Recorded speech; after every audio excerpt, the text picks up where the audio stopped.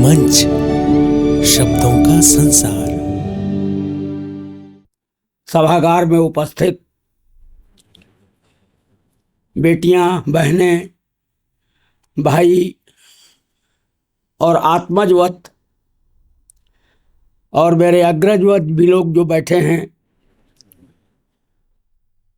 उन सब के बीच में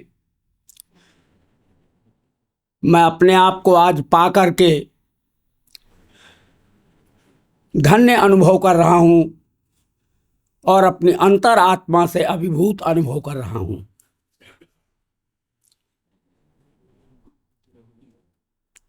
आप लोग कविता लिख रहे हैं, बड़ी सुखद स्थिति है।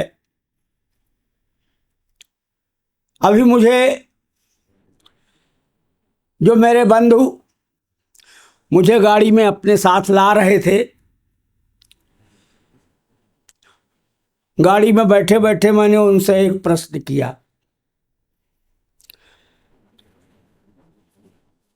उन्होंने कहा मैं कविताएं लिखता हूँ, गज़लें लिखता हूँ। उनका बहुत अच्छी बात है, लिखते हैं आप, लेकिन मुझे एक बात बताइए, आप पढ़ते क्या क्या हैं?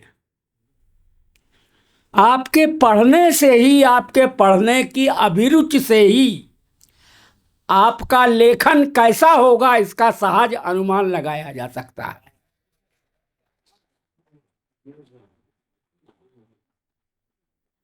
अगर कोई मुझे कहता कि मैं तो फिल्मी गाने सुनता हूं, अभी कविता लिखना शुरू कर दी है, तो उससे आगे कविता के बारे में कोई बात नहीं करनी चाहिए।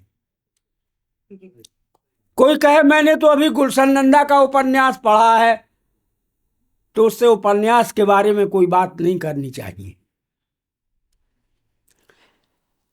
सबसे बड़ी बात यह है, पढ़ने की दिशा में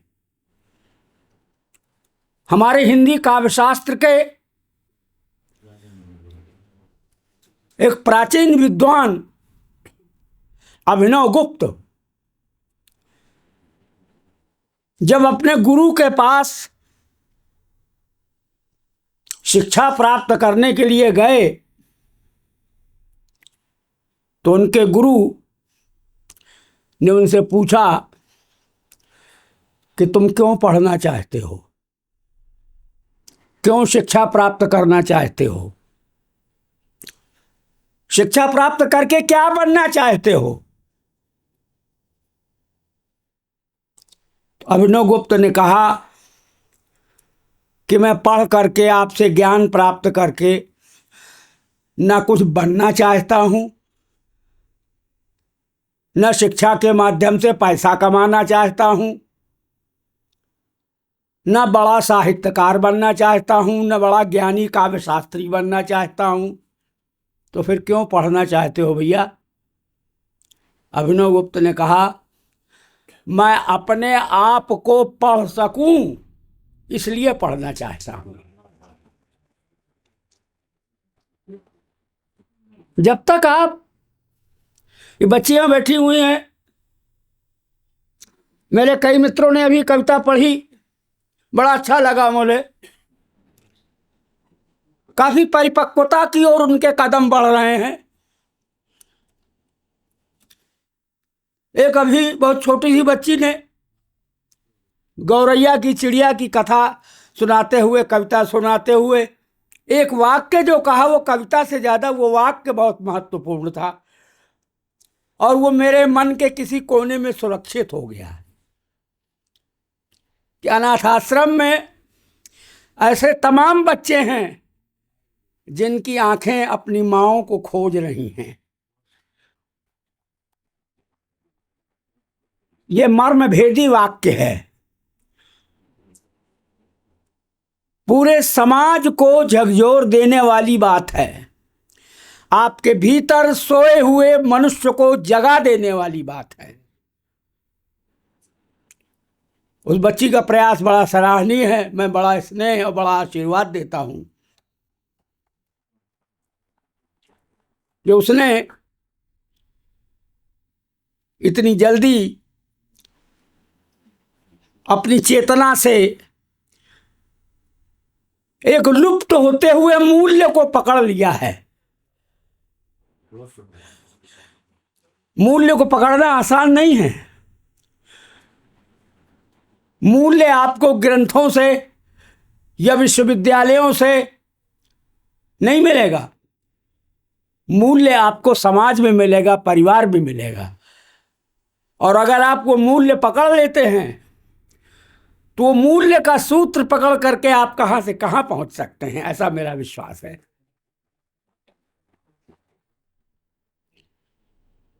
हमारा हिंदी साहित्य संतों और महात्माओं की कुटियों से आया है। नवाबों, बादशाहों और राजाओं महाराजाओं के दरबारों से नहीं आया। और पश्चिम में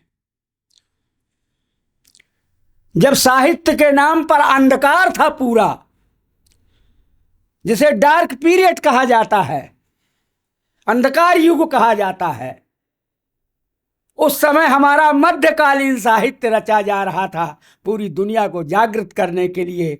सूर और तुलसी और कबीर और जायसी, ये सब जो है सारे संसार में प्रेम और ज्ञान और भक्ति की दुंदुभी बजा रहे थे। तो हम वैसे भी, हमारा देश, हमारी संस्कृति, हमारी मनीषा, भारतीय मनीषा वैसे भी बहुत आगे है पश्चिम से। लेकिन दुख की बात यह है, एक बच्ची ने अभी कहा, वो कोई बुरी बात नहीं कही, कि मैं अंग्रेजी में पढ़ती हूँ, अंग्रेजी में लिखती हूँ। बड़ा अच्छा है, अंग्रेजी आना, अंग्रेजी पढ़ना कोई बुरी बात नहीं है। सभी भाषाएं पढ़नी चाहिए आपको, सभी भाषाओं का ज्ञान आपको प्राप्त करना चाहिए। लेकिन जब आप इस देश की संस्कृति, इस देश की सभ्यता, इस देश के मूल्य, उनमें जब आप सांस ले रहे हैं, तो उन्हीं के बीच में आपको और आपके भीतर बैठे हुए रचनाकार को आंखें खोलनी चाहिए। मैं बहुत ज्यादा न कह करके कुछ भाषा के बारे में कहना चाहता हूं जिनकी मैंने सुनी।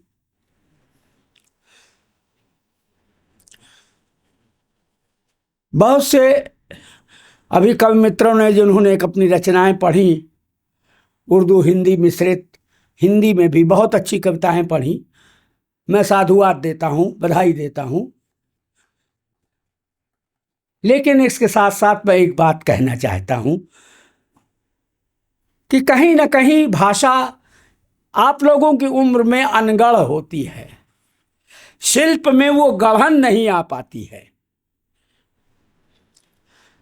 लेकिन एक बात और कहना चाहता हूं, ये तो हुआ माइनस पॉइंट, लेकिन उस अनगढ़ के पीछे भी एक बहुत बड़ा प्लस पॉइंट है, एक बहुत बड़ी सकारात्मकता भी है उस नेगेटिवनेस के साथ साथ। क्या आपने सुतली बम देखा होगा और नाम सुना होगा? हाथ से बना लेते हैं आतंकवादी भी सुतली बम। उस सुतली बम के भीतर क्या होता है? बारूद तो होता ही है। उसमें अनगढ़ छोटे छोटे कांच के टुकड़े, छोटे छोटे पत्थर के टुकड़े, वो सब अनगढ़ होते हैं, वो उसमें भरे होते हैं। लेकिन जब वो सुतली बम फटता है तो वही अनगढ़ छोटे छोटे टुकड़े शरीर में जिसके लगते हैं उसके शरीर को छत विच्छत कर देते हैं। ये शक्ति होती है, अनगढ़ में भी ये शक्ति होती है। मेरा कहने का अभिप्राय यह है कि अनगढ़ को भी कमजोर मत समझिए। आपके शब्द अगर कहीं अनगढ़ हैं, आपकी भाषा अगर कहीं अनगढ़ है, तो वह अनगढ़ शब्द भी समाज के भीतर व्याप्त अंधेरे को, कुरीतियों को, विसंगतियों को, विद्रूपताओं को छत विच्छत कर देने में समर्थ हैं। ये मैं बड़े विश्वास के साथ ये मैं कह सकता हूं। गजलें भी सुनी मैंने, कुछ मित्रों ने गजलें पढ़ी। गजल का अर्थ क्या है, शाब्दिक अर्थ क्या है गजल का? प्रेमी प्रेमिका संवाद, अरबी शब्द, अरबी में अर्थ यही है, प्रेमी प्रेमिका की जो बातचीत है उसका नाम गजल है।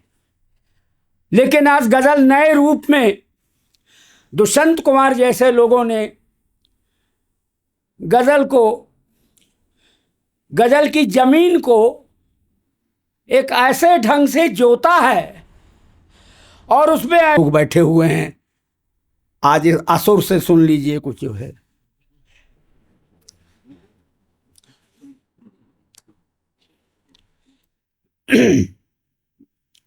हिमालय की यात्रा पर जाने पर बैठे बैठे एक मुक्तक आया था।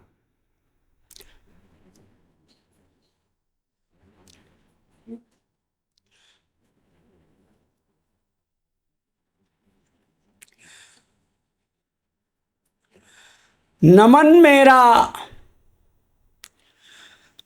मेरा आज इन उत्तुंग श्रृंगों को, नमन मेरा आज इन उत्तुंग श्रृंगों को, नमन मेरा आज संध्यातीत रंगों को। इंद्रधनु के गुच्छ जिस पर तैरते रहते, नमन मेरा अलकनंदा की तरंगों को।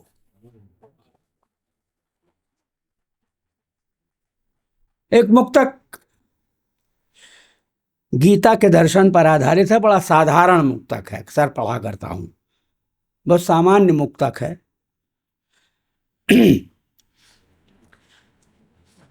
अपने हाथों की मार सहते हो, अपने हाथों की मार सहते हो, अपने आंसू में रोज बहते हो। अक्ल के दुश्मनों जरा समझो, घर बदलने को मौत कहते हो।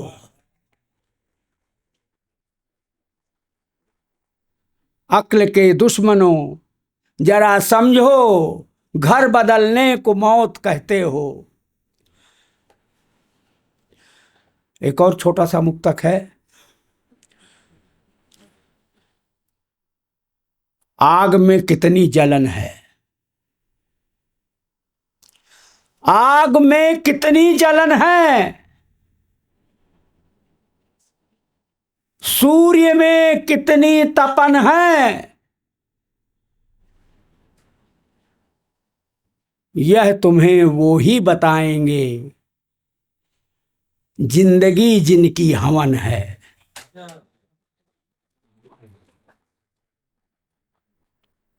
फूल में कितना वजन है, शूल में कितनी चुभन है। यह तुझे वो ही बताएंगे, लुट चुका जिनका चमन है। आप लोगों से अभी मुझे सुनना है और सुन करके बहुत कुछ अपनी चित्तवृत्ति की गठरी में बांध करके यहां से ले भी जाना है। इसलिए मैं अब अपनी वाणी को विराम देता हूं और आप लोगों को सुनने के लिए फिर से मैं अपनी जगह पर बैठता हूं।